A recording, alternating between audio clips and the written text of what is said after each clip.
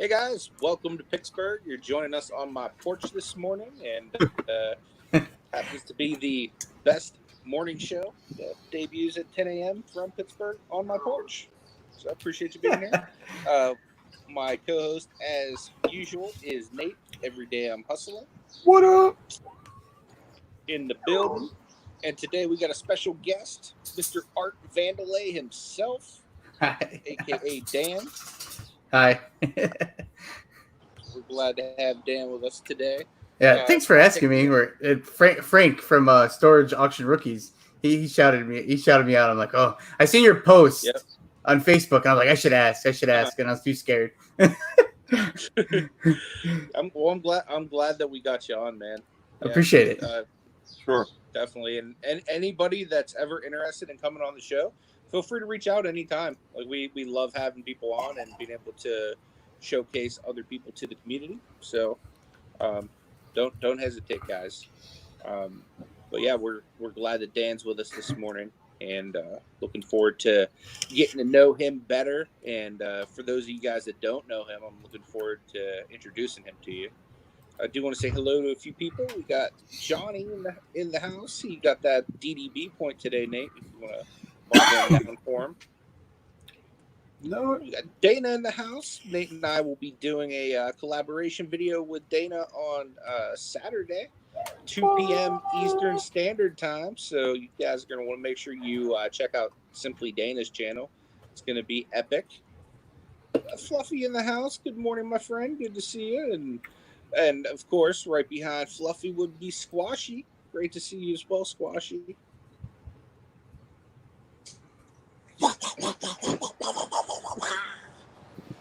Kelly, the ECOM, my board. What is going on, Kelly? Good morning to you.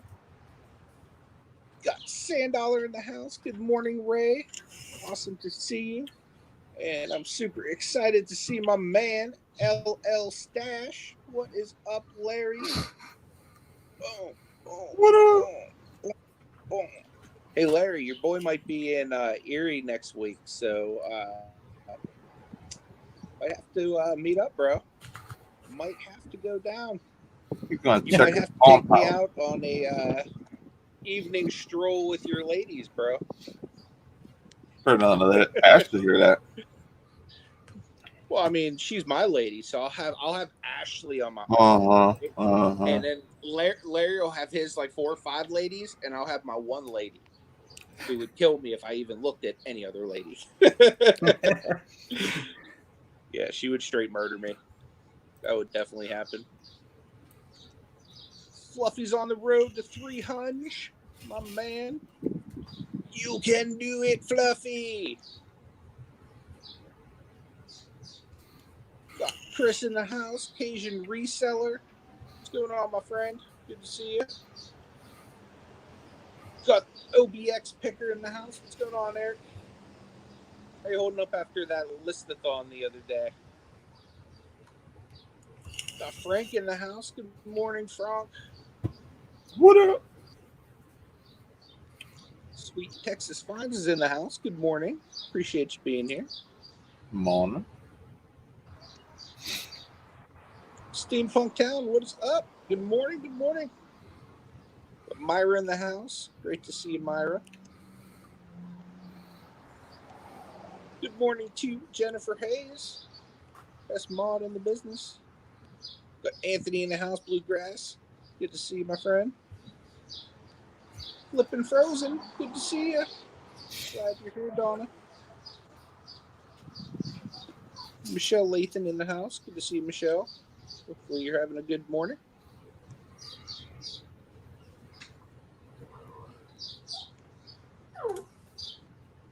Mama!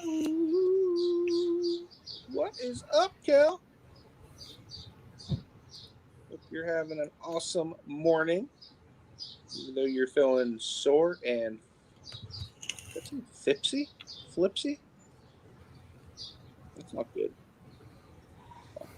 I will be keeping you in prayer today, Kel. But even for you to feel better. Oh yeah, I know, Anthony. It's like real soothing. Like this is like my favorite place to be. Like either on my front porch or my back porch. We have birds that like literally live right here. Like there's a big nest, like a whole family of them. They just kind of chill. I figured you were gonna say your royal throne, your porcelain throne. Dude, I might put one out here. A Might have to do it. little porta john. I wouldn't even have to go, dude. Because I Have a little swing door so you can like look out. See what we're doing. This way, you air it out a little bit. Yep. Susie Woozy in the house. That would have been a good time if I'd have had that picture of the one you have of me like cannonballing into the toilet. That'd have been a good time to throw that one up. Speaking of toilets, how's Mr. Burns doing? He's on vacation, so things are fantastic. When the Burns is away, does the Nate dog go and play?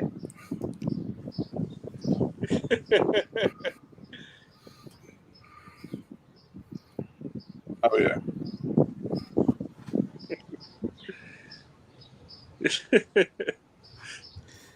So yeah, I'm excited that we have Dan with us, as a lot of people might know him as Art Vandelay. Dude, the crazy thing is, like, for the longest time, until Nate said something like months and months ago about Seinfeld, I literally thought your name was Art Vandelay. Oh, that's awesome. Wait, hold up. Time out. You ever watched Seinfeld? I do watch Seinfeld, but I don't remember Art Vandelay on there. Do you remember Vandelay Industries? Sounds familiar. Did you want to be my latex salesman? You don't remember that part? You're not a true fan. Yeah, he did it. It was, I don't even know how many episodes it was on. It was, the architect, and tell him my name's Art Vandelay, when he was running the Susan fund, when whatever that, I don't remember what it's called. Actually, my PayPal is the Human Fund at 219. I think they did something with whenever his wife died from licking the envelopes for their wedding invitations, instead of using like a sponge stamp or Yes, Vandelay's it was like my handle for everything. I had no intentions of doing YouTube videos. It was just my handle on here, and it's my handle for like everything. It's Art Vandelay 219. And then when I made my videos, I was like, I was gonna change my name, but I've been kind of around, so I was like, I don't know, I'll just keep it the same. And then I went back and forth, and then Bluegrass, he's always talking to me. He says it's the best name to keep it. So it's importing and exporting also, so it works with flipping. It is definitely import and export. You are correct. Yep. I want to say what's up to Tony. Squirrel, appreciate you being here, man. Says, is that Art Vandelay from Vandelay Industries? You know it. That's how it started. I went to I'm a Cubs fan, and I was doing a group outing, and I had to give him a name for the outing, and I just didn't want to give him my name, so I told him it's Vandelay Industries, and we're going there. My brother's buddy didn't know he never heard of it, and he's like, "How did you get hooked up with this Vandelay Industries?" I'm like, "Dude, it's from Seinfeld." So it just kind of went on from that. That's great. Awesome. That's really cool, man. Yeah, because like I said, like that completely went over my head. Like I was just, every time you pop in, what's up, Art? How you doing, man? That's fine too, because thinking that your name is Dan. Oh yeah, it doesn't. It's fine. I've always had nicknames too, so it doesn't. I mean, there's so many Dans. It's so I never know if someone's talking to me when they say Dan, or if they're talking to like Dan the Answer Man or Dan, whatever. However, there many Dans there are. So Art, there's not that many Arts in the world, I don't think. But yeah, Art's a classy name. Yeah, Vandelay. You think of Rooney. We'll say good morning to Justin Jacobs. I appreciate you being here, my friend. Always awesome to see you.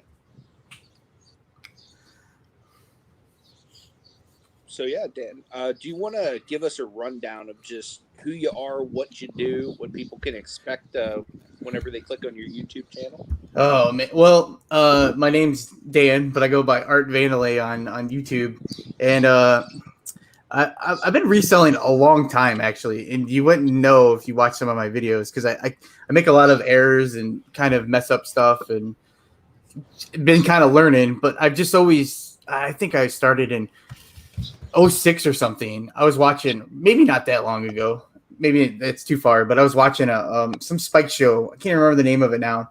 It had Jason T. Smith on it, and they were doing flipping, so I thought it was awesome. So I went to my Goodwill and started flipping stuff, and been kind of messing around with that for a while. I've always been selling stuff. I was telling you guys before. I was doing a little cards for a little while, kind of niched down, but I've been doing. I did FBA a long time ago, and I tried to get back into it last year, and I just was.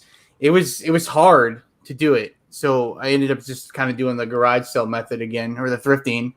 And decided I wanted to do YouTube on it. And so my channel, I honestly, a lot of times on my channel, I talk about, I don't know what my channel is about. Like I'll try to like be informative, but it's kind of just showing you what I'm doing and just kind of having fun doing it. I like to watch reselling videos, and you know, a lot of people. I'm trying to find the balance between people who understand reselling and people who will find my channel and want to get into reselling, because a lot of people know how to do a lot of stuff, so you don't really want to know all that stuff all the time. There's so many other people out there, but honestly, my channel is kind of what I'm doing for the day, or trying to figure out what I want to do, and just having fun doing reselling stuff. You might learn something. I don't know. Yeah, I tend to enjoy those type of videos too myself. Just like going into like someone's like life. Like for example, like when you think of Lonnie over at Shed Flips, it's like, I want to know what happens inside that shed. Yeah. You know what I mean? So I always enjoy those type of things where I can just kind of see what's happening in someone's day.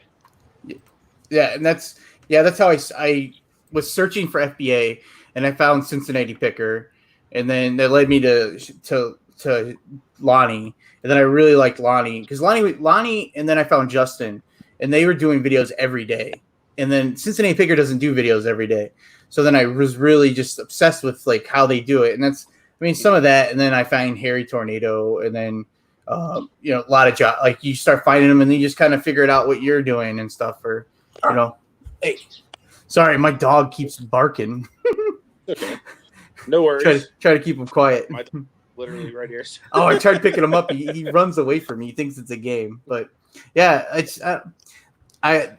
just like, I don't know. I have 70 some videos on my channel, and I constantly always like, oh, I don't know what my channel's about. It's just trying to figure it out, I guess. Fits with the theme then, right? Yeah, it's about nothing. Yeah. It's about something, but yeah, I don't know.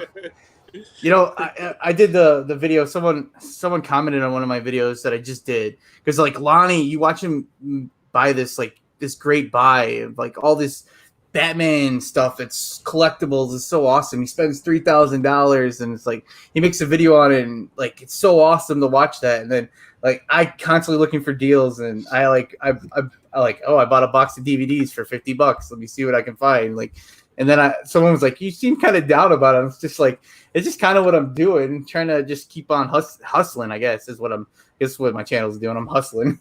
You know? Yeah. That's what's up, man.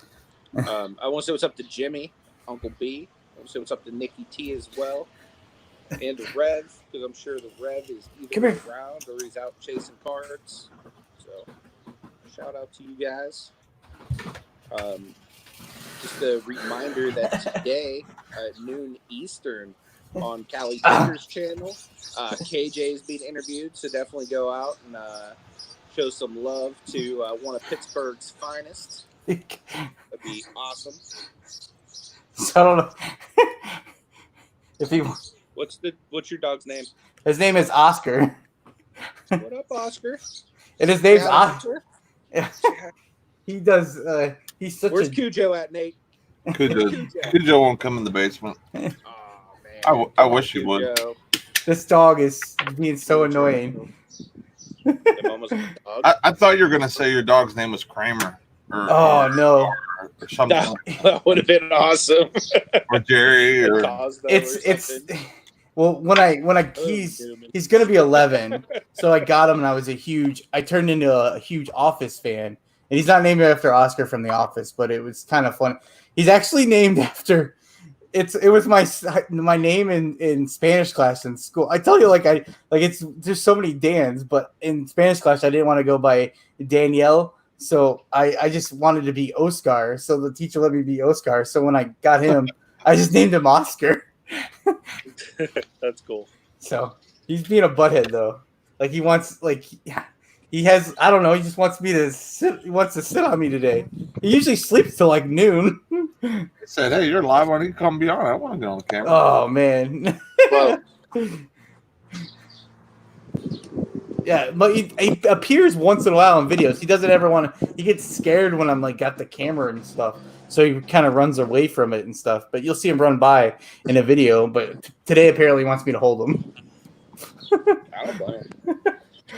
So, Oscar, what's it like being the pet of the Art Vandelay? Yeah. Well, he's spoiled to death. He's been to Pittsburgh. I took him to PNC Park. I took him to PNC Park. That's awesome. To Pup Day for his first birthday. Hunter's been to Pup Day too. Yeah, that's a great park. I'm trying to think. I think I went in 2011. It's been a while. My brother lives in Pittsburgh. He didn't live there at the time though. He lived in. You were talking about he used to live in Erie, and then so I was visiting him in Erie, and we took him to Pup Day in Pittsburgh. A great ballpark. Yeah, it is a nice ballpark. Yeah, it's really nice. Not as nice as Wrigley, but you know. You can come hang out. Yeah, he wasn't having too great of a morning, so that was part of the reason I chose to come outside. The other part was I get better cellular signal out on the porch. So, but yeah, he wasn't feeling too good this morning. Anthony's internet is Doobie Brown. It's definitely Doobie Brown. Like I couldn't even connect my laptop to it today. So is it your router or is it just your internet or both? Dude, I I already got hold of my wife and she's gonna get a hold of Comcast and figure it out. Yeah, you have to replace those routers that they give you or the modems that they give you every so often. If not, you're gonna have situations where it just dies on you and then you're out of service for X amount of days. Definitely. So we have a question here from Mama. She is asking, she says, Art, what is your favorite platform to sell on? What's your favorite item to source? Well, my favorite platform, I'm like old school eBay. When I was getting out of high school was when I signed up for eBay. And I used to buy stuff to collect, but I've been on Mercari for over a year. And I was maybe a month and a half ago now, or maybe just a month. I was really taking it serious to really, really kind of be on there more. And over the last 2 weeks, I've kind of trailed off, and you can see it in your cells. But eBay and the stuff I like to source the most is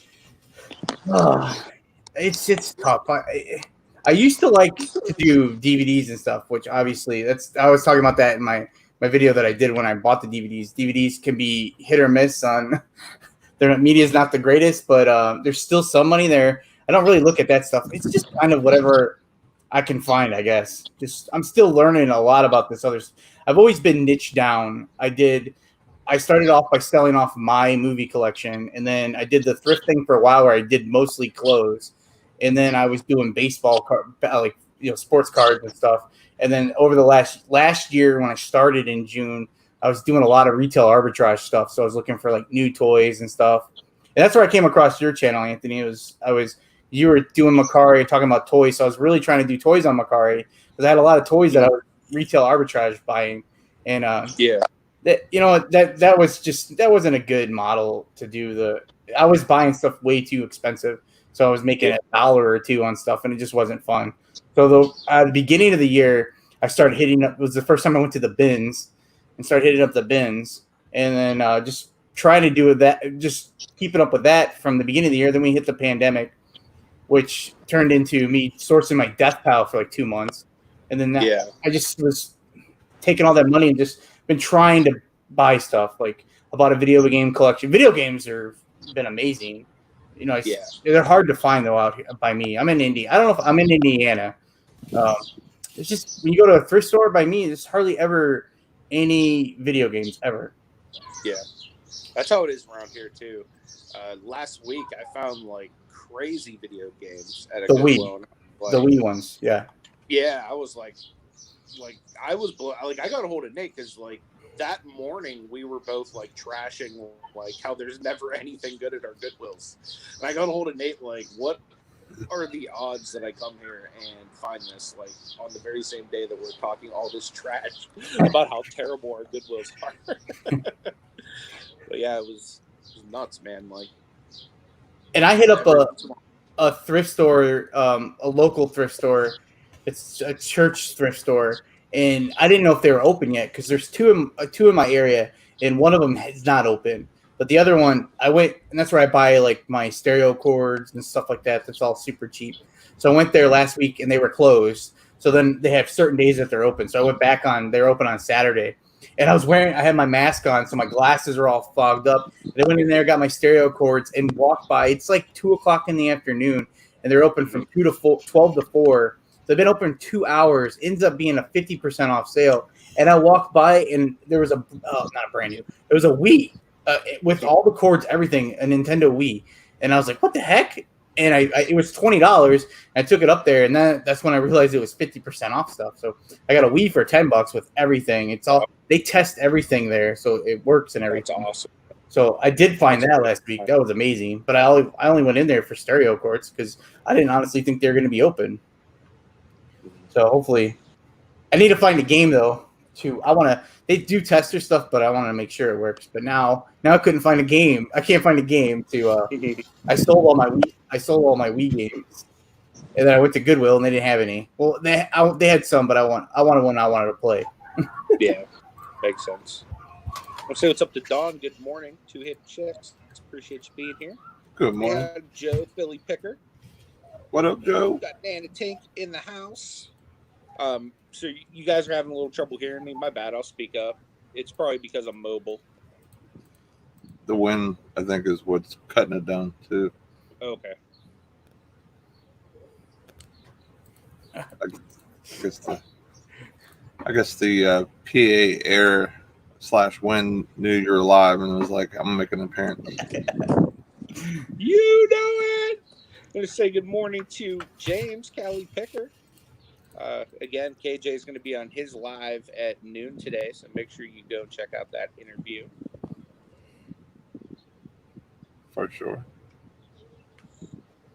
So, Dan, how long have you been reselling for?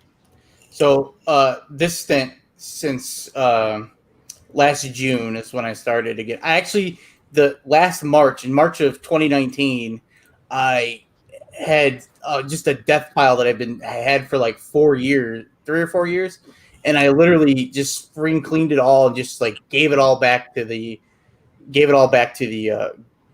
donation to Goodwill, and got toward the end, so it's March, and then by May, I was like, I had some stuff. I'm like, I'm gonna have a garage sale, and then I started looking at my stuff, and I just was like, man, this stuff's good. I don't want to just sell this at a garage sale or give it away. And then that's when I was starting FBA. I'm like, I was passing up a lot of stuff on FBA that I couldn't sell on Amazon, and I was like, man, I'll do a little bit of eBay, just a tiny bit, and then that just snowballed into like what I'm doing now. But I mean, I've been I've been reselling just little things here and just personal stuff from mine for a while, 10 years probably. Nothing to like what I'm trying to scale it to, I guess. Like we were talking about, like Lonnie, he like gets you motivated. Him, like he's like his shed is like just like awesome, and like man, that'd be awesome to do that. So I guess that would be maybe long-term goal, would be something like that. But it takes. I'm finding out a year in, it takes a lot of work to do that. Oh yeah, Definitely. I mean, putting a separate thing outside, it's a huge cost. I mean, those things aren't cheap to get done, and then you've seen what he did to his after it got delivered. So he even had to put upgrades or do a little bit of extra, add some extra stuff in the insulation and stuff like that. Depending on what area you're in, you might need heat, you might need air conditioning. I mean, yeah, it's Indiana, so it gets. I mean, I'm working on my garage. Most of my stuff's in my garage, and it like right now it is so hot out there. Like I don't feel like doing anything out there. Right. And it's not. I don't have the whole garage to myself, so it's trying to find an area. And I keep on. I'm up to 415 listings or something on eBay, and it's just like trying to scale up, and I'm running out of room. Yeah, no, that's how we are here at the house too. Like we've been doing a lot of auctions and stuff with Cha-Cha, and I've been jumping on with Paul Antonelli and a couple other people and stuff like that. Just trying to get stuff out of the house. And here, me and Nate just bought a storage unit. Yeah, I was just gonna say, I saw you guys buy that yesterday. I was like, man, that'd be cool, but I don't have the space for that. And then it's like, where are you guys gonna put that stuff? We'll find somewhere to stash it. And that's what like it's with this thing is like you guys learning. Like obviously, it doesn't scale it up doesn't mean I have to buy like a billion things to sell. It's buying smarter things. So that's what I've been learning is to try to go buy better items to flip that aren't gonna. I was buying stuff that would make me $2 or $3 last year, and I mean I still do it now, but not. I'm trying to get away from doing it. I'll try to put it back and trying to buy stuff that'll make me $20 or $15, unless it's an easy flip. Like some stuff is hard when it's brand new. It might make you $5 or $6, and when it's like taking a picture of the front and the back, like that's easy. I can do that for $5, I guess. Yeah. If it's a multi-quantity too, I'll go ahead and grab it because it's one listing, and you could sell multiples to somebody hopefully or something maybe. Yeah. And then you're making the extra money instead of just that $5 or whatever, or maybe make money because just combined up because the shipping will be cheaper or whatever. So that's the way I look at it too. Like I definitely have to hit a certain mark when buying stuff. If I don't touch it. And maybe that's why my eBay's on a little bit on the slower side, but it's got to be a little bit of that chunky profit because if not, it's not worth my time. And it's something you definitely have to keep in mind, as you grow, because you want to make more money or have more success. You have to increase profits, and there's only two ways to do it: sell more stuff or sell less stuff but more margins. And depending on how you're set up and what sourcing stuff you have, you could do either or. Yeah, that's the point I've been. It's the thing I've been coming across. Is just I think it truly depends on your area. In my area, man, I swear that if you're looking for a Facebook Marketplace deal, everybody wants like higher. They want like Amazon prices on stuff. It's like ridiculous. And then once in a while, you'll be able to get something nice that'll be at a decent price that you can make some money on. And then when you go to the thrift stores, like, I mean, they don't have the video games or anything by me. And I see other people do great. And then I watch Phoenix Resell with the video game. Like he does pawn shops, and my pawn shops are so expensive, but I don't know. Like maybe I should go talk to the owner or the manager and see if I bought a ton, would they work with me? And that's the point. That's, I was telling you guys, I get nervous coming on here. I get a little nervous in my videos. It's like just kind of building up the courage to do things, to try to if you want to grow or build anything, just put yourself out there. So you're doing a good job, man. You really are. So thank you. Keep doing what you're doing, and little by little, you'll keep getting more comfortable with it. The only thing that worries me about buying from like pawn shops or whatever is a lot of them do sell online. So stuff that they're trying to get rid of or that they're going to give you a deal on, it might be something that they either can't get rid of because it's been sitting in their store, or maybe they, by chance they just didn't list it yet or whatever because they have so much stuff. So if you're able to get some stuff that they haven't listed, you can kind of cherry pick out of that type of stuff. That'd be a good idea to try and, add that to your business model. Yeah. Because being able to grow eBay, especially for me, I don't have like a lot of time, and anything that's like a time suck, and I can't get like a super good sourcing trip, it hurts my business because I'm not able to grab 100 items for eBay at a clip or 50 or 20 like I normally would for Amazon, because Amazon I can just go basically grab a shelf full if they have it, and then look, one item, say 50 or 20 SKUs, you know, I'm able to make that money at least on one product, and then I can keep bouncing around if I find more and more stuff. eBay, it's tough for me. I'm not able to grab, you know, like, I don't want to say bulk, but a decent size type of you know, amount sourcing at one time that I like. So it just makes it hard. Yeah. And then, and then it all comes down to your area. It's just and building some context, and you know, it takes time. It's gonna take more time than you just want to. I'm competitive on stuff, and I just want to, you know, get out there and start buying stuff and selling it and doing really good on stuff, and then you gotta step back and just not throw all your money in one thing. Right. The one thing that, like you said, like about area, like if I was full time, Facebook Marketplace would be the area I would focus on the most.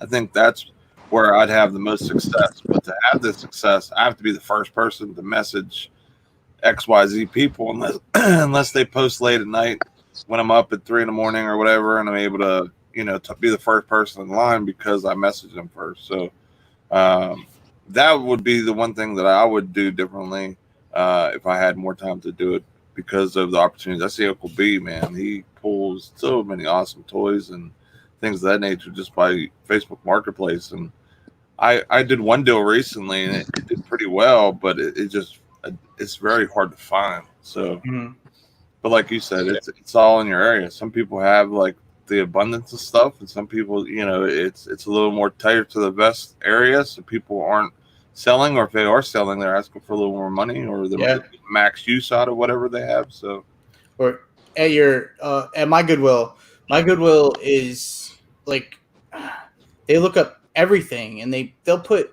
eBay stickers on, like sold comps on or sell comp, not even sold comps, a sale comp on some items, and it's like, man, come on. I'm not gonna buy this. This is from crazy. Like, it's, so you gotta. I try to outsmart them. Like, you'll go in there and they'll have DVDs, and a DVD set, a series of something will be $10. You know, $10, and it's used, and like it sells brand new for $10 on eBay. Right. And then I found a like a keyboard. You know, just look for anything and look up anything, and I got it for $3, and I sold it for $70. I try to outsmart them every time I go there. So. Yeah, they look at the games and the DVDs and stuff, and they'll price it up, or jerseys. And I used to like to do sports gear, and like, you know, not vintage, or, you know, retro sports apparel and stuff. But they don't, man. Whatever it is, it could be like just the knockoff jerseys from Walmart. They price them $25 over there. Oh yeah. And then it's just my Goodwill is like a minute from my house, so. I mean, they do have good stuff, but you know, I do a lot of board games. They haven't figured out board games or puzzles and stuff though, so I'll pick through a lot of that stuff. And those are stuff that it's tedious to look through and count, like all the game pieces. But they're $1.50, and I can flip them for, you know, $15-$20, and I'll just keep rolling that into hopefully buying something good. Definitely. Or even think like the ones Rev got. Rev had one of those wooden ones, man, for a couple $100. That was awesome. Yeah. That's like a dream find if I could find that in my Goodwill. Definitely, for sure. Speaking of Rev, Nikki T was asking when I'm going to be on a card auction. The dates for it is it's the virtual sports card con. It's July 29th through August 2nd, I believe. I don't know my time slot yet. They haven't given me that information yet, but I'll be sharing more info as soon as I get it. So should be a lot of fun. Excited about it. For those of you guys that don't know, I'm registered to be a vendor for the virtual sports card con that Sports Card Investor is doing this year. So excited about that. Should be pretty fun. I get 20-minute like spotlight to sell stuff, you know. So it's gonna be pretty cool. That's awesome. I haven't been to a card show in forever, and I work, my regular job is I work at a casino, and I could never get like the weekend off to go to a card show when I was in the cards, and like I was telling you guys before, you guys get me back into these stinking cards again. I was like, I should look up a sports card show to see where they're at, because I liquidated when I got back into this last year. I like just sold off most of my cards just to get some money, just to get rolling in there's some reselling stuff. So I barely have any cards left anymore, but I used to just have stacks of stupid cards. For sure. We'll say hi to Michael. Appreciate you being here, man. Good luck helping your daughter with the move and everything, man. Fat Elvis, what is going on, my friend? Appreciate you being here. See if I missed anyone else. See, Uncle B. Good luck at the estate sale. Yeah, man, get some good stuff.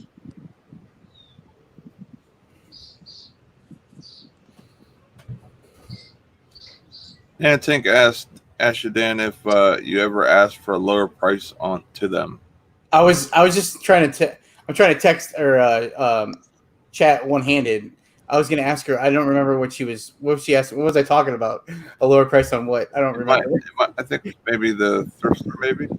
Oh, you know what? No, the thrift store. No, I don't. I see people talk to them, and I just haven't done it. I just kind of, well, I'm a scaredy cat, man. I tell you what, I'm so scared. I get so nervous about anything.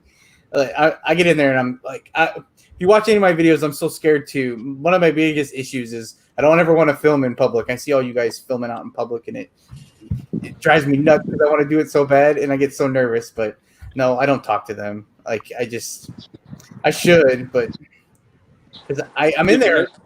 I'm sorry. Go ahead. Oh no, I was gonna say, you know what you should do if you're nervous about filming in public, get them glasses that like have the camera built in it. That way, like, no one will even know you're filming. That's a good idea. They're cheap. You can get them on Wish. Really? I might have to look into that. I was like, I try anything to. I don't know. I don't know why it's so nerve wracking. I think it's just it's the same thing on. I wanted to do YouTube forever. For a long time, and then I was so scared to do it, and you just do it, and then no one cares. Like, they're not going to care, but it's getting over yourself, I guess. Yeah, for sure. Honestly, so, good. I'm sorry. I was just gonna say, what's up to the rookies? Appreciate you being here, Frank. Also, there's a exclusive sighting in the chat. What's up, Mac? Good to see you, my friend. Yeah. It's good to see my favorite crime fighter. The only time I've ever had anyone have an issue or said anything about me having like my GoPro on, and I have the one with the strap, so it's like it's kind of obvious, but it's not super obvious. Sometimes I had the beard over it, a little side thing like this. Yeah. But just like when I was talking to a Walmart manager once, and they're like, "Are you filming? I don't want you to film me." I'm not filming you because I was trying to work a deal, and I wouldn't, put that out there or whatever. But that's the only time I've ever heard anything is like if I was like one-on-one speaking with a manager or something at a store, you know what I mean? Other than that, everyone's been really cool. That like they'll talk about it, they'll ask about it, and what do you do? Why are you recording? Different stuff like that. But honestly, like no one really cares that much. Yeah, I mean, it's like a lot of times with the camera too, because of how the angle is, and it's usually focused on what down angle from what you're looking at. You don't get a lot of faces and stuff in it either. So I mean, a lot of it, they won't be in it anyway. So yeah. It's just I was watching I was YouTubing this the other day. It was just how to be comfortable in public or filming in public or whatever. And they're like, they're just going to you just got to do it, and no one's gonna say anything. They don't care. Everyone thinks everyone cares about them, but they don't care in the end. They just that you're doing it for the people who actually do care, the people who want to watch what you're doing. Like, I hate when I like to watch someone go to a thrift store or garage sale, and I like to watch them look at the stuff and see what they got or see what they missed. And then I hate when I do it. When I come home, I'm like, "Hey, I got this. This is what I got," and then I just show it in my picture here. But so yeah, it's just getting over myself. That's all it is. That's all it is with YouTube. Like they say, like the first 50 videos or 100 videos or whatever, it's like you trying to find yourself, getting comfortable. Yep. Like with the pre-record stuff, I'm still not fully comfortable, and I've done a million live shows because of the live show and being on other people's shows, and it's a different thing. So like where you're having issues, like maybe doing lives or like doing a little pre-recorded in like stores. I'm like the opposite. I'm having issues with just the pre-recorded. So, I mean, honestly, it's just, getting comfortable, getting used to it. Find a routine, like just look at the camera or whatever. Like, and, the community is super awesome. Yeah. And have you shared your key to success with your pre-recorded stuff that we found out with the exclusive data? No, that ain't no good. That has nothing to do with it. I'm pretty sure, like we discussed the key to the algorithm, Nate. No, you might want to share it with everybody. Anthony thinks because he's in the thumbnail that the one video I did is getting pretty good views. It was my thumbnail, is what. There were people in YouTube that were like, "Wait a minute, Picksburgh's in this video," and then like everybody clicked on it, and then the next video they were like, "Wait a minute. I don't see Picksburgh." I'm gonna skip over this one. All right. Well, if this video that's being premiered at 11:30 doesn't get a lot of views, then we're gonna say that fact is false, my friend. So we will see. Why, is my face in? Am I on the thumbnail for 11:30? You're on the video. What? But am I on the thumbnail? Because there's no way of people knowing that I'm in the video. I'll make sure you're on the secret sauce. All right. That's the secret sauce. We're gonna fix that right now. You just need to take a big old bucket of Handsome and dump it all over your thumbnail. So I should brush it up and put you the sign, Doobie Brown. I'll put you in the thumbnail. There you are. You're doing your swan dive on top of Tom Brady. Woo! Can I at least crush and kill Tom Brady? It makes hurt him bad enough that he's bad at football. It makes no sense for the thumbnail, but we're throwing it in. All right. And now, viral video. You are in the video. So now the pressure's on, folks. We have to see if this is truth or not. You just saved your own video from performing. Doobie Brown.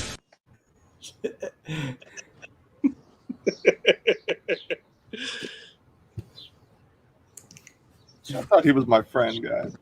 So mean to me. Hey, would somebody who's not your friend stir the pot the way I do? Oh, you definitely stir the pot. You have the biggest ladle of stirring pots with. Dude, my ladle game is strong though, isn't it? I don't know anybody else that keeps that ladle in tip top shape like I do.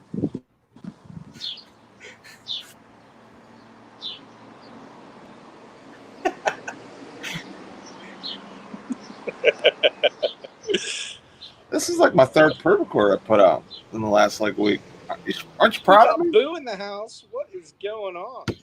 He's both the rookies in the house. Good to see you, Boo. He's not proud of me, guys. I've been putting out pre-recordeds. You should be proud of me. OSP, good morning, my friend. Always awesome to see you. We got Dapper Tiger in the house. What is up, Sam? What up? You guys haven't seen our interview with Sam from last week. You guys need to go back and check that out. That was on point. You know what?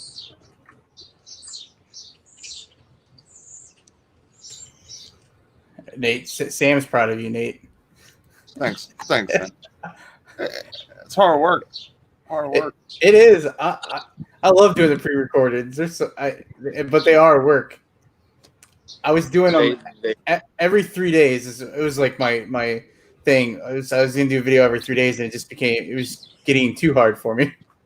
I'm trying to drop one either when I'm not doing the show, like today, of course, like I'm doing one, and then like on the weekend I'll have one. I'm trying to keep that type of pace, but I doubt that will just. I'm just having ideas of stuff recently and a little bit of extra time, and now with my days off, I kind of have like almost like a day and a half off period where I'm able to like do anything I kind of want to do. So it helps. Yeah. That's awesome to hear, man. Sam said that he got to meet Mr. Bislot Peak because of the interview, so that's awesome. That's really cool.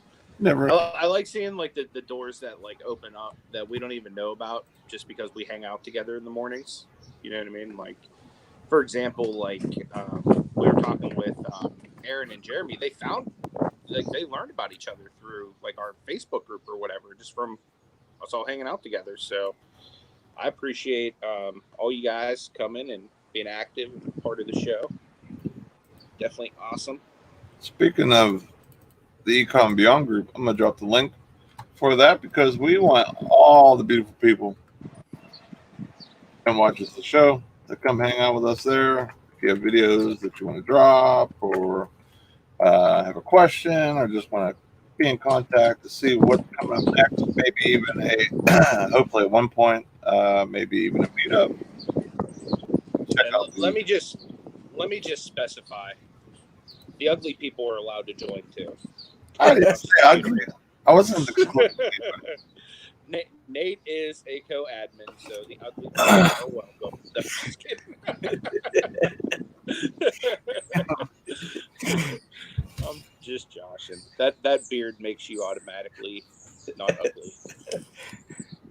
Now, if you shave it, I can't speak for what's underneath it. But. Shave it, we might go viral. I want to say what's up to Jonathan. I appreciate you being here, my friend. What's up, That's Jonathan? right, Boo. Everyone is gorgeous in their That's own what I'm way. saying. That's what I'm saying. Everyone is invited. Yep. It's free. Free 99 info. You can ask for it. Free. You heard it here, folks. It is free. It's free 99 for a limited time only, guys. Access to ECOM and Beyond, the Facebook group. Dun, dun, dun. Joining that group, you will get the exclusives anytime Nate decides to braid them up again. Jimmy hurt. Anytime he decides to drop some of that Amazon knowledge, you'll be the first to know. Anytime he's out hitting RA, popping wheelies. Or when he's out on the corner, folks, peddling burnt DVDs, CDs, computer software, you name it, folks. You know it. Nate, that's what you need. You just call out his name, and you know wherever you are. We got a super chat from Macman. He says Nate and Batman approved. Doobie Brown. You know what? To see Mac again. I'm just happy to see the Macman. Doobie Brown. Dropping random Doobie Brown. What's going on? Sorry, I got a little bit happy in my little area here. Thank you so much, Mac. I really do appreciate it. I dropped you a super chat, and you hit the Doobie Brown after showing this picture. That is well, he said Doobie Brown in it. I was obliging the super chat. When someone super chats you and say Doobie Brown, it's proper etiquette to drop a little Doobie Brown. Yep. One doesn't simply skip over the fact that Doobie Brown was super chatted. Oh, I'm just joshing. Oh, my Lord. I heard you speak of Amazon. How long have you been doing Amazon? Are you still getting items to do the platform? I haven't sourced for Amazon in forever, but I got into it when I first started doing reselling, like 2014 or something. I don't even remember. I actually learned Amazon from she was on Johnny's channel a couple weeks ago, Entrepreneur Girl. So I watched all her videos to do Amazon, and I liked it. And then I got out of reselling, and when I was getting back into it last year, I was gated and everything, and I was just getting so. It was I was putting in a box every week, but it was just I wasn't selling enough, and I wasn't. It was costing so much more money for me to try to get ungated on stuff, and then I kind of put it on the back burner to do eBay more. And it was trying to it's working full time and then trying to focus on so many different platforms. It wasn't working for me. So I don't even think I have anything on there right now. I did a bulk buy of some Barnes and Noble pieces last year of a Snoopy and a Rudolph book set for Christmas that I got for like $3, and they were selling $17 on Amazon. That was like my last big thing I did on there. I keep saying I'm gonna go do it again, and then I just haven't. I was on there long enough. I was ungated and I could sell DVDs and stuff, and then I got gated and all that stuff. I was on there a long time ago. I want to thank Mac again for the 99-cent super sticker. I can't see what it is through StreamYard, but I'm assuming that it's probably Doobie Brown. Was I right in assuming that, Nate? Is that a DDB super sticker? Yes, you are correct. My man. Man after my own heart, Mac, man. Man after my own heart. I do want to say good morning to Conky. Appreciate you being here. And for any little kids in the audience, go to Mommy and Daddy's wallet, pull out all those little green things, and send them over to Conky. Gonna say good morning to Freddie. Appreciate you being here, bud.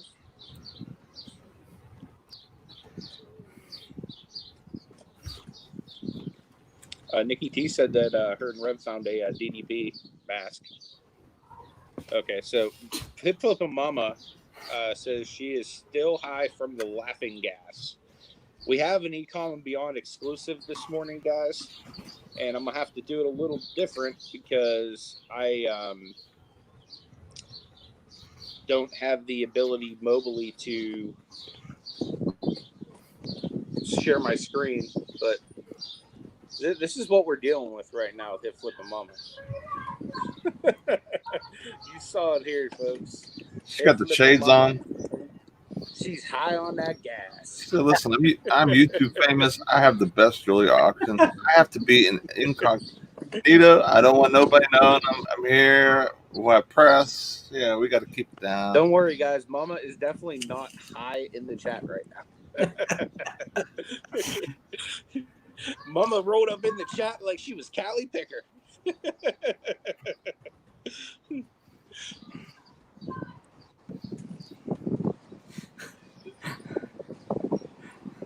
Oh man. Freddie's like, oh, Anthony's outside. I was like, why do I hear birds? Yeah, I'm chilling out on the porch today. My internet's down, so good service outside. Eagle Heart Sales, good morning to you. Appreciate you being here.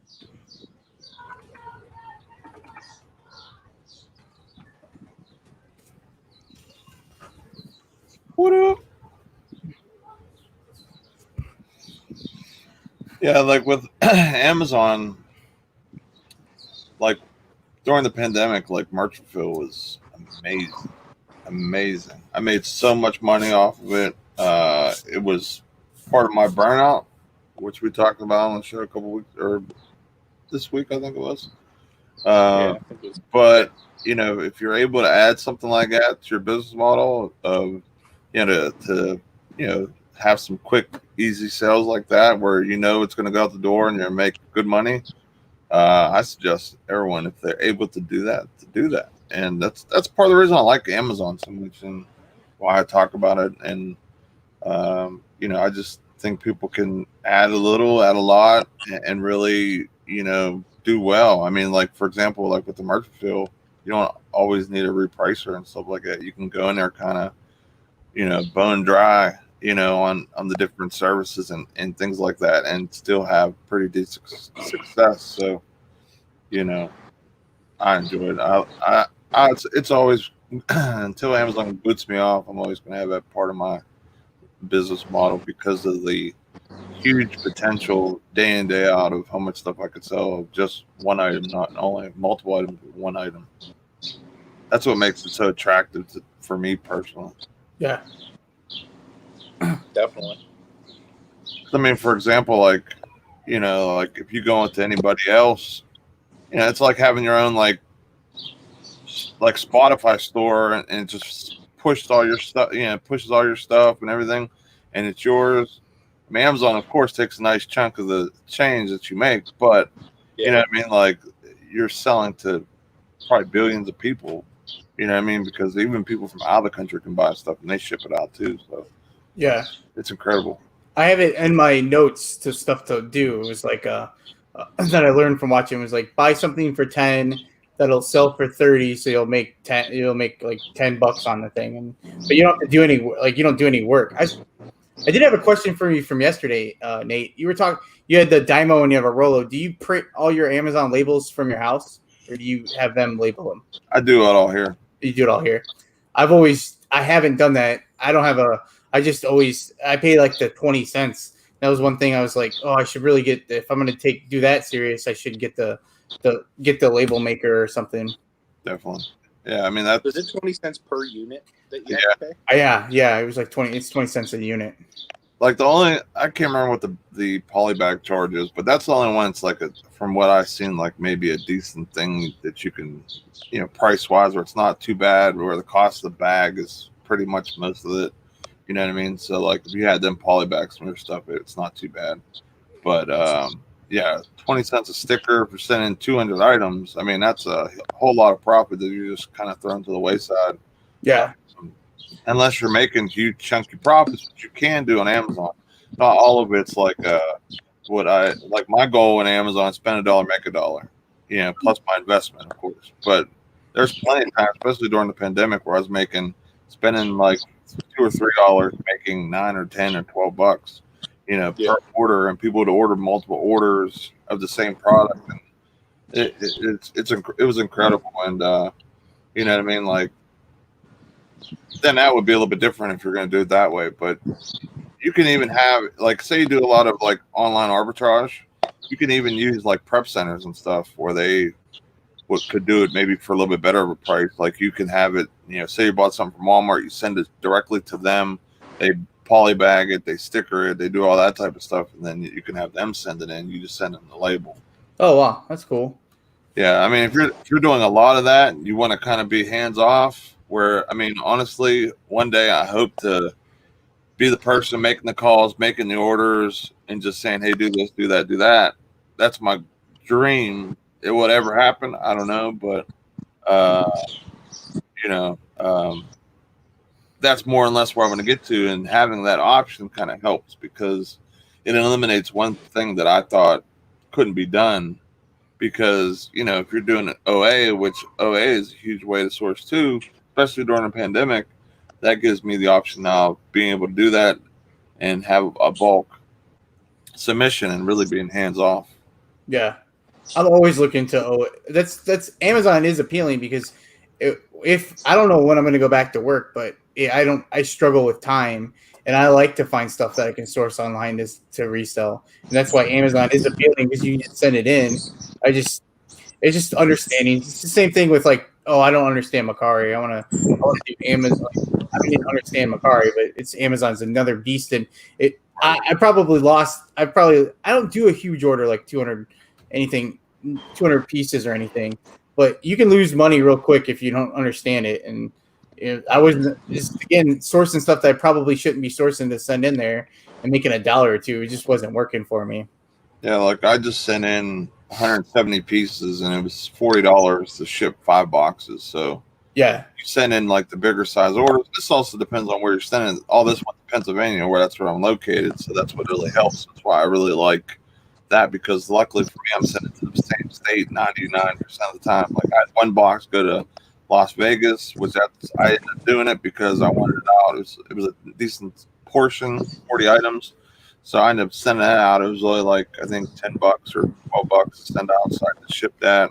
One of the items that will sell pretty quickly is a $12 profit at its current price right now. So I'm okay with giving up a profit on that to get that into the warehouse faster, and then have them do all the rest of the work, because I want to try and avoid burnout as much as I can. So I'm gonna go as much as I can back to FBA, and then sprinkle in some merch fulfill. But instead of saying I got 150 of these or whatever on merch fulfill, I'm only going to put out what I want to ship that day. That's one thing that I'll definitely point out. If you guys are doing big, huge purchases like I did during the pandemic or whatever, I'm only putting what I want to pack for that day, because I overdid it and had 150, and I'm like literally like it was crazy. Yeah, it's easy to burn out doing that. Definitely. I try to not burn out so much. Is just focus on different, like, well, it's hard if you list 150 of the same thing and it's selling, and one day you got to do that. But like, I'll do games one day, clothes one day, but then like maybe I should sprinkle in some Amazon, go out there. I don't source for it, but you could sprinkle that in and for a day. Like, oh, I feel like cleaning shoes today, so I'll do shoes. I'll sell some shoes, or I try to list some shoes. Try to do something different every day to try not to get burnout from it. But I think burnout happens on everything. You just gotta take a break sometimes. Oh yeah, definitely. I want to say what's up to Worldwide Wares. Appreciate you being here. Said we crossed over with the other bearded guy. Hey, as long as you're watching a beard in the morning, it's all good. Gotta say what's up to Mike. Good to see you, Mike, flipping goodies. I was just watching one of your videos this morning, actually. That's who I learned a lot of my Amazon stuff for. I binge watched a lot of the Amazon stuff he did when stuff he was showing, and this way I had a pretty good understanding how things work and everything. And that's the main thing, like you're saying. Like if you're an eBay seller and you're used to buying this for a penny and then making $15 profit, you're not going to see that every day on Amazon. And that's okay, because the potential for volume is there, and it's just a different mindset, a different sourcing thing. And to a new person doing it for the first time after doing eBay, say for 10, 15 years, it's like there's no way. Why would people do this? But they don't understand the velocity and how crazy. I've never thought I could sell 300 items in a day. Combination fill and FBA, and I mean that's like a normal type day when I have the warehouse like fully packed. You know what I mean? So, well, maybe not 300, but like I don't know. I can't remember what the last like 50 or 60 items at least would be like an average day when the warehouse is packed. Chloe's trying to talk to the next door neighbor's dog. Chloe throwing on that 60. She's like, "Hey, you watching ECOM Beyond over there? Tell your owner. Still like 20 more minutes. And then afterwards, every day I'm hustling to open up some football cards." You tell him, Chloe? You telling everybody? You know what? Mike said that his vids suck. No, they don't, man. I love your setup, man. Like I love like that little like storage like unit type setup you got there. Super cool. We all think our videos, just like Sam says, you got good knowledge. But yeah, everybody's your own worst critic. You know what I mean? Yeah. Like I cringe looking at some of my videos. Like I've learned more in the last month about YouTube than like I ever thought I knew. And like just even looking at my videos from like a month ago or 2 months ago, it's like, man, like I don't know. Like, I'm making progress. Everybody makes progress little by little. Yep, every video a little bit better. I'll get down, like I'm doing YouTube to have fun, and I'll do a video and I'm like, man, this video sucks. I don't want to do this. And I'm like, yeah, it's fine, man. I'll be okay. I'll survive, and I'll like it. Then you upload and it's like your best video. Like, I had that happen. I'm like, wow. I'm like, wow. My video, not this, my last video from Monday, the one before that, absolutely thought it was, last Monday. I thought like this video is horrible, and I got like 250 views in like a week. I'm like, oh my god, like that's I'm like, I can't believe that.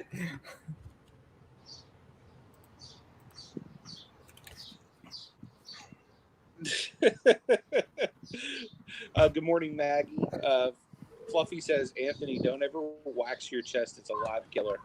Well, I hate to be the bearer of bad news, but like literally my chest looks like Homer Simpson's head. There might be like 3 tiny hairs there, and that's it. So I think the live would be safe with me. I'm looking over your channel. My You're wife always like doing pretty good art. There's some good videos in there, like view wise and stuff. Yeah, I wouldn't be, you know, I'd be happy with that, man. That's pretty good. Yeah, no, I mean, you know, I'm competitive. You always want to be the best at stuff, and you want to have fun, and you know, like Anthony was saying, cringe. Everyone cringes at their own stuff. No one wants to hear their voice. No one wants, you know, it's getting over yourself. And worst is when you have like a perfect like scenario or scene or situation, and you say something to do something. It's like, why did I do that? And then there's no way to fix it. Like there's no way to like go back in time or whatever. Like it's done. You just throw it out there and see if it sticks. And sometimes it does, sometimes it doesn't. And have a good day, Nana. Thanks for hanging out with us. Later, Nana. But Maggie Doodle in the house. What up? Another PA resident. You know it. Yeah, I mean, the main thing is just to have fun with it. Try not to over edit it because I do that too sometimes. I'll do a little bit too much, but I try. I'm finding a nice comfort zone with just enough, or at least I feel with just enough. Versus, you know, every other 5 seconds is something crazy, and you know, or I feel like I have to have like a title running down or whatever. But you know, it's pretty cool that I'm starting to do more pre-recorders. I'm liking it. I enjoy it. Yeah. Before I say this all the time when is that I watch a lot of my YouTube on my television. So it's pre-recorders is like kind of what I know because I didn't really understand a live because I was watching on my TV, so I don't see a chat or anything. So now I try to, like, since I started doing it, I try to make sure I have my phone with me so I can chit chat. But I've watched, there's people I was watching for, I don't know, over a year that I didn't even know I could like chat with them or say anything, comment. I honestly didn't, they didn't say, hey, comment below. So I'm watching it on my TV, didn't understand that I could do that. Paul likes my green screen today. Yeah, it's really crazy. It's like a 360 green screen too. It's like wherever I turn it, it still looks like I'm in front of a house. It's the first time that Anthony's been see-through in a long time. Yeah. Oh, you got a dog here. Oh wait, that is his dog.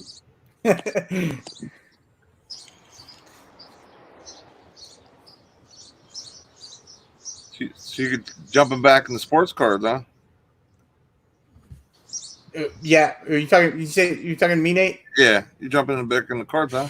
Oh man, yeah. You know, I don't know if I'll go hard. I don't want to go hardcore, but you guys make it hard. Like football is my downfall, and you're gonna bust open some. I constantly. I don't. Maybe more for just me. Like I'll go to the store, and if I see a blaster box, I'll buy the blaster box for myself just to open it, just because I want to open the cards. But yeah, I don't know if I want to invest so much money, but it's hard when you see everyone doing it. And then, you know, I follow Gary Vee and he talks about sports cards constantly. It drives me nuts, but because it's exciting, it's fun. I mean, I've been doing cards since I was a little kid. Like it's like calming to open a pack of cards. But then you look at the prices though, and they get a little crazy. When I was getting out of it, blaster boxes were becoming more popular. But I like hobby boxes. I like the autographs and stuff. So like a basketball card, you know, a basketball box like $700. I'm not spending $700 on a box of cards. So blasters are becoming more popular because they've almost priced people out to buy one. They want you to get in those group breaks. But I was looking at group breaks because I honestly was wanting to do a group break yesterday. And they were wanting like $100 for, like, they'd literally open 2 boxes of cards. It's like, you're not going to get anything worth. I mean, it used to be $200 would get you like a case of a team and stuff. But that's how I got into prospecting, because you can, like, you guys do your 401k for cards. It's just buying little investments into players who potentially could hit it big. I was big on Christine Pache for the Braves. He's like a second baseman or shortstop. I don't even remember now. And I was 2 years ago. I was buying up his cards for $20-$50, and I sold one before the pandemic hit. I listed them for spring training, and I sold it for like $180, and like stuff like that. That's what I was looking for. But that's yeah. I honestly, you guys had me. I busted out my box to see what I had left, but That's all. yeah, I like cards, man. It's so hard not to like cards. Yeah, like I was when I first got into it, I bought 2 blasters from someone that watched the channel. Seesaw Flips, he's usually in the chat. I bought a couple blasters from him. I hit the Zion, and then from that point, I started doing breaks. And then, I was like you're saying, I was looking at what I was getting back for what I was getting in the breaks. Now, some people do them different. Some people do randoms where you just pay X and you get a random team, which I actually like those more because they seem to be a better value overall for everyone, because now I have a chance to get the Pelicans, I have a chance to get the Grizzlies, I have a chance to get the Lakers, but you also have a chance to get the Land of Magic and other teams like that. Yeah. So usually price-wise, it's cheaper overall for all the people bidding because people aren't going nuts just for the Pelicans or just for the Grizzlies. It's usually like a set price. It's a little more, buyer friendly for everybody, and you get the chance of getting one of those big teams. So I went from buying specific teams to doing that, and then I was looking at that, and I'm like, man, I'm still 50-50, kind of getting good, getting bad. I actually got a couple good hits, but not the best.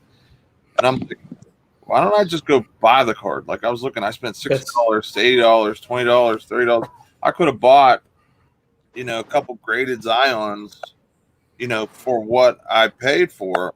And that's why I switched over to doing that instead of going for, doing the breaks and stuff, because I just felt like I wasn't getting the value where I can guarantee, get a Zion like that for $100 some bucks. Yeah, that's optics and stuff. So the breaks are, I like the random teams, and then the breaks are, it's gonna be hard to get a Zion that's gonna be worth $10K by just buying it outright, but that's what the boxes are kind of do. But I agree, just buying the cards that you want and not spending, it's like, oh, it's only $20, then you do 5 breaks in a night and you spend $100. You could have bought a card for $100. Right.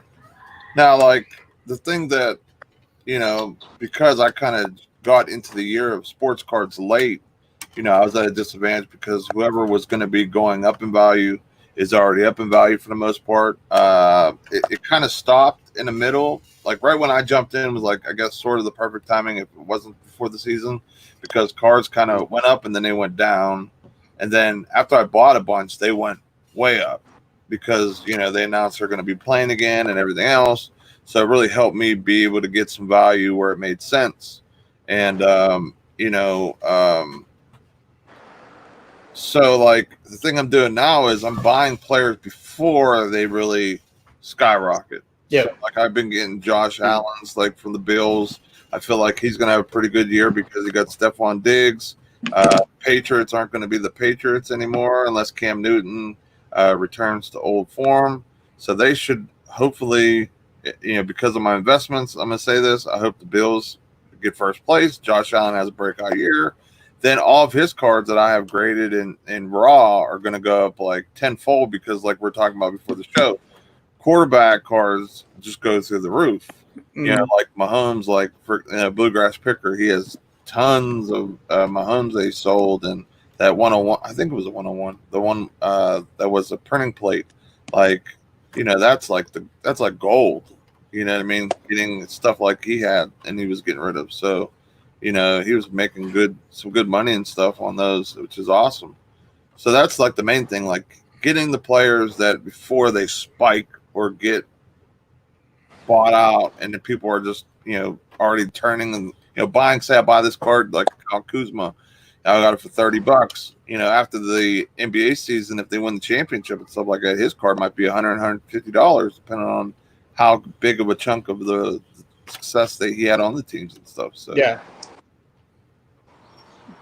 I think in your video, Nate, you were just talking about that's why I like cards too, is just because I'm a big fantasy player, and it kind of, you get to do what you want with your team, and you can make smart investments in people. You just have to. It's if you don't know what you're doing, you can. Same thing with Amazon. You can lose your money real quick, but I like to sprinkle a little bit of money on some guys, but just it's tough. Like, yeah, I think Josh Allen's a good pick. That's a good one to get. Yeah. Definitely. That dude has a lot of upside too. Because he's a good honestly, player. like I was watching him in the beginning of his career, and I'm like, I was waiting for him to suck just because the Bills drafted him. Like, just based on the fact he got drafted by the Bills, I was waiting for him to suck, and then like actually watching him, I'm like, wow, this kid doesn't suck. Like, he's pretty good. He's a good player, yeah. He reminds me of a young Roethlisberger. Roethlisberger didn't come in the league throwing 500 yards a game. He came in, threw 150 yards, scrambled, did the gutsy plays of scrambling and scoring a touchdown at the 5. You know, that type of a player. So it reminded me a lot of that. He's not in a big market, so like Buffalo, and the team's success has kind of been, you know, they made the playoffs, but they weren't like first in the conference, you know, because the Patriots always overshadowed the whole division. And I just really think that if the Patriots kind of have a little bit of a down year, they'll really spike. He'll kind of get on the national radar a little more because it seems like they push X amount of quarterbacks every year or talk about them on SportsCenter every show. And I think he's going to be one because I think that signing with Diggs is going to be huge. Them trading him for him, getting him, and I just think it's their time. They had that playoff here, and I think he's gonna break out. So I've been getting like his prism, silver, and all types of stuff. So that's a good one. The prisms. Those are good. I used to love Topps Chrome was my thing. So like the prisms are like some of my favorites. Those in optic are pretty cool too. Yeah, I picked up and because of Cam Newton going to the Patriots, I even picked up a raw Cam Newton to get graded. That should be a 10 too. So is that his rookie card? Yeah. Oh, nice. Nice. There's a question here, Nate, from Worldwide Wares. So they're asking, is there an app like the game card app, like Magic, Pokemon, that scans the sports cards and tells you the value? If not, someone needs to make one. So the app he's talking about there is called TCG Player. You could download that and you could actually scan any of like the trading card game cards, and it'll actually pull up like comps on those cards for you. So that's a quick and easy way to do that. I don't know of one like that for sports cards. It would definitely be worth buying if there is one. I know Beckett does have. I don't know if they have an app, but they definitely have like a software you can like, I think it's like a subscription service that you can use to like value your cards and stuff with. But I don't know if there's an app like that. If there is, I don't know about it.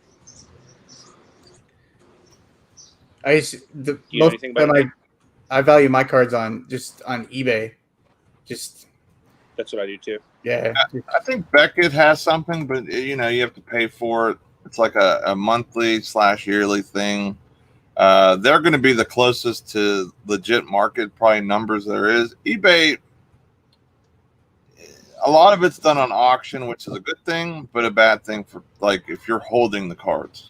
You know what I mean? Because you don't get a true number, like say whenever you used to look up cards, like on Beckett back in the day when they had the magazines and stuff.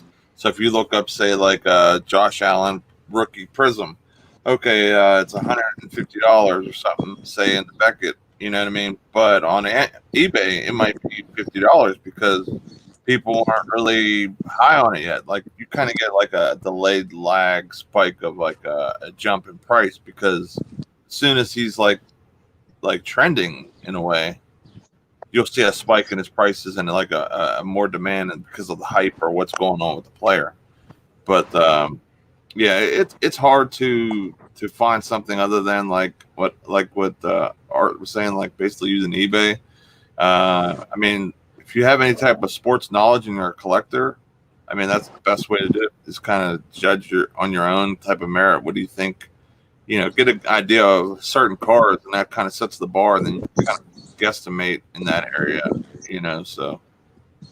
I think sports cards are just, it's like real, they're all real-time value. It's like whatever Beckett might be a little, who knows how, if they print the magazine, it's outdated right then. If you buy a software, you're paying for the software, and it's going to tell you what it's worth at whenever they uploaded it to that. But you get some on eBay or whatever platform, it's real-time value. How much, it's like stock market. It's what it's worth today. Like if you buy Coca-Cola stock, it's $45 today, but tomorrow it's 42. Like it's just it's a real. Whenever you're ready to sell it, make sure you're selling it high and not low. You're gonna buy it low and sell it high. Yeah, like Paul said too, and I agree. There's so many variations of cards, like single prints and hollows, and there's just so much to keep track of. I mean, that database would be like you said, like cards can go down 10 cents or whatever, and having to update all those cards. I mean, that would be humongous of a database to keep up with. You would need people just to work an 8-hour shift just to update each set of each 1 year. You know what I mean? Like that's a huge team just to do that. For sure. Speaking of cards, doesn't some bearded guy have a premiere with some cards? I don't know, 8 or 9 minutes. I heard he has some type of weird Cavs fan on the thumbnail. Hey, that right there is what's gonna make you all the money. We'll see. The algorithm to go wild. You're literally, Nate, who's your basketball team fan on there? My team. I like the Lakers. The Lakers. Okay. I'm a big LeBron fan, so wherever he kind of goes, I kind of like hop on the bandwagon, I guess you could say. But if you like, so does that mean you used to be on the bandwagon right there? For a couple short were you periods, on that wagon? For a couple short periods, I guess I was. You were on there? But see, I wasn't saying go Cavs. I was saying more go LeBron. Come on, LeBron. You could do it, LeBron. You're the man, LeBron. You're the GOAT, LeBron. But what's it called? Yeah, like I don't know. I don't know if it's because of just like how my life is with work and everything else, but I try to follow as much sports as I can. So I pick more of like players. Now football season, that's a whole different thing. Steelers through and through, die hard. I'll stop at work, watch the game on my phone between plays. So I might hide at work during that time. It's being an adult is like the worst thing about being a sports fan is that you can't. That's what I like football the most because it's like usually one day a week you can focus on one thing, but the rest of the sports it's hard to follow. It's hard to follow 162 baseball games and 182 basketball games, but the football. I live up by Chicago, so I like the Bears, but I'm a fantasy guy, so I like players. Like I was telling you guys before, like LaShawn McCoy is like one of my favorite football players. So like I like Tom Brady, but then I like Drew Brees. I like Antonio Brown. He's crazy now though, but I didn't realize he was nuts. But he was like as a I'm not a Steelers fan, but I loved Antonio Brown when he's on the Steelers. I loved him. Yeah, he was an awesome player for us until he turned.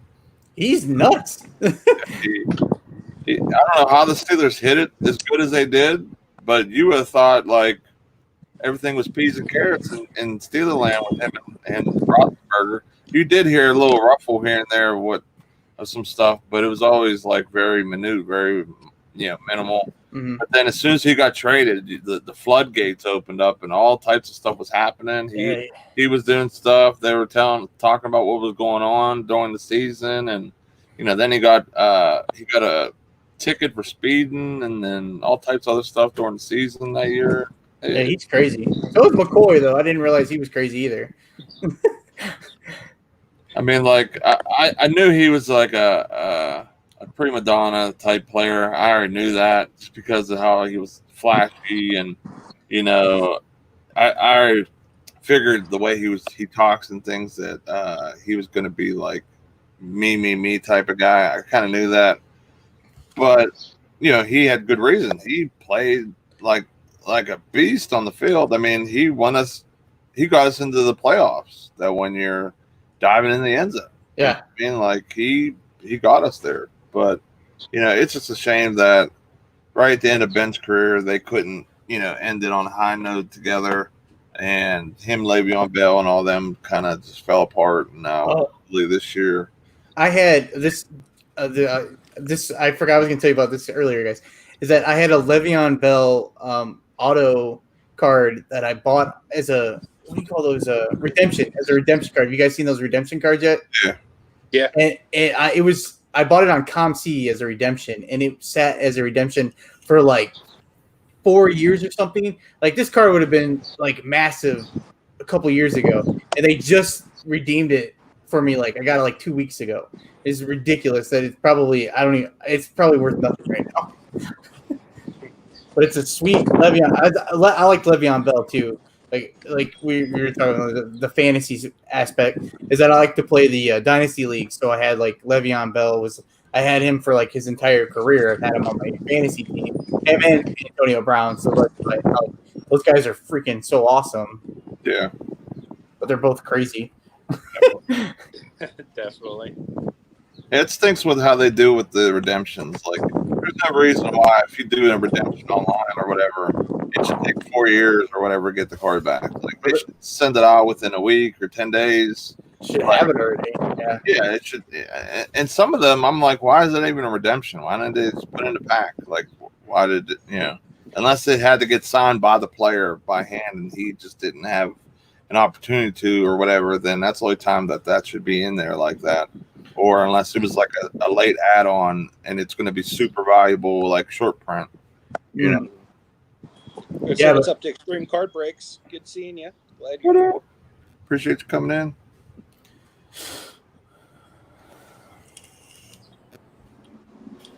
But yeah, I'm excited to be back in the card game. You know, from a collector / investor standpoint, and who knows how big this thing will get. I'm just excited to see how things kind of go after the season, during the playoffs, back when baseball starts up, to see how prices jump, or hopefully they don't go down. I know a lot of cards have been going up because of like a lot of hype, and I've been getting back to basketball. Yeah, not a lot of people being able to watch sports, so they're talking more sports. So we'll see. We'll see if this. Good morning to Marrakech. Appreciate you being here. Good morning. I haven't seen your name in a while, so it's always awesome to see you in chat. I want to say thanks to Dawn of Flippin Frozen for the reminder on the time. We only got less than 2 minutes before Nate's premiere, and I do want to invite everyone to go check out his premiere this morning. If you want to drop the link to that again, Nate. Also, guys, I want to remind you, down in the description of this video, I have a link for Dan's channel, Art Vandelay. So make sure you guys are going and showing him some love. We'd really appreciate it. I know that yesterday you were like one away from hitting your big milestone. Did you end up hitting it yesterday? Or? Yeah, I ended up getting I think I was at 404 when we started today. I hit 400, so that's awesome. My goal this year was to get to 200, so it's amazing to be at 400. There you go, you doubled it, man. Yeah. Maybe by the end of the year, you'll be the 1,000th. I mean, only I can wish, man. But I really appreciate you guys having me on. Really, I appreciate it a lot. Anytime, man. If Frank's still in here, thanks for telling him, Frank. Give me the. Yeah, like I said, anybody has any suggestions of people you want to see on, just let us know, because we're always looking to bring people on and collaborate. So we appreciate you guys. Make sure tomorrow you guys tune into Nate's channel, because our show will be there. But if you would go over to his channel right now, we're going to go hang out at his premiere. We will see you guys later on, and take it easy.